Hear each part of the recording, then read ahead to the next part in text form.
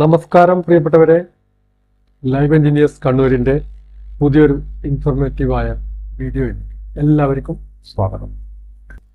നിങ്ങൾ അറിഞ്ഞിരിക്കുമല്ലോ, കേരള കെട്ടിട നിർമ്മാണ ചട്ടം കുറച്ച് ഭേദഗതികൾ വരുത്തിക്കൊണ്ട് പ്രാബല്യത്തിൽ വന്നിരിക്കുകയാണ്. എന്നാൽ ഈ ഒരു ഭേദഗതി ചില ആളുകൾക്കെങ്കിലും പാരയായി മാറി എന്നുള്ളത് സത്യമാണ്. ചട്ടം 33 റൂമിൻ്റെ ഉയരം, ആ ഒരു കാര്യത്തിലാണ് ഇപ്പോൾ പലരും ബുദ്ധിമുട്ടാൻ പോകുന്നത്.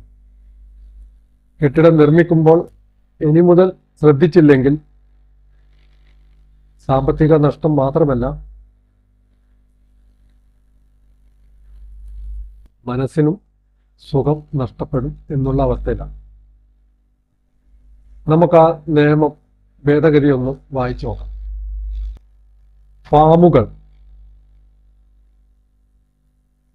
100 ചതുരശ്ര മീറ്ററിൽ താഴെയുള്ള ആരാധനാലയങ്ങൾ, കൂടാതെ A1 കാറ്റഗറിയിൽ പെട്ട റെസിഡൻഷ്യൽ ബിൽഡിങ്ങും, അതായത് സാധാരണ വീട് എന്നിവ ഒഴികെയുള്ള എല്ലാ കെട്ടിടങ്ങളിലെയും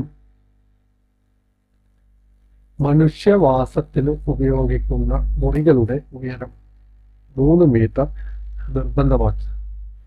എന്നാൽ നേരത്തെ ഈ നിയമമില്ലേ എന്ന് ചോദിച്ചു കഴിഞ്ഞാൽ, നേരത്തെ ഈ നിയമമുണ്ട്, 3 മീറ്റർ തന്നെയായിരുന്നു. പക്ഷേ നേരത്തെ ഒരു ചെറിയൊരു ഇളവ് കിട്ടുക എന്ന് പറഞ്ഞാൽ, അതായത് 3 മീറ്റർ ഇല്ലാത്ത മുറികൾക്ക് ഉയരം 290 അല്ലെങ്കിൽ 280 ആയിപ്പോയിട്ടുണ്ടെങ്കിൽ അവിടെ ഒരു എയർ കണ്ടീഷൻ യൂണിറ്റ് ഫിക്സ് ചെയ്ത് കഴിഞ്ഞാൽ അതിന് കെട്ടിട നമ്പർ ലഭിക്കുമായിരുന്നു. അങ്ങനെയാണ് അധിക ലൈസൻസുകളും ചെയ്തുകൊണ്ടിരുന്നത്. അതായത് എയർ കണ്ടീഷൻ റൂമിന് 2.4 മീറ്റർ ഉയരം മാത്രമേ കെട്ടിട നിർമ്മാണ ചട്ടത്തിൽ പറയുന്നുള്ളൂ. ഇനി മുതൽ ആ വ്യവസ്ഥ ഒഴിവാക്കിയിരിക്കുന്നു.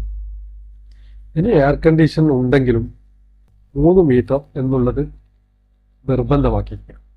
ഈ ഉയരത്തിൻ്റെ കാര്യത്തിൽ കൃത്യമായിട്ട് 3 മീറ്റർ എന്നത് ഒന്ന് പാലിക്കണം. 3 മീറ്ററിൽ ഉയരം കൂടിയാൽ കുഴപ്പമില്ല, 3 മീറ്ററിൽ കുറയാൻ പാടില്ല. കുറഞ്ഞു കഴിഞ്ഞാൽ നമുക്ക് കെട്ടിട നമ്പർ ലഭിക്കില്ല.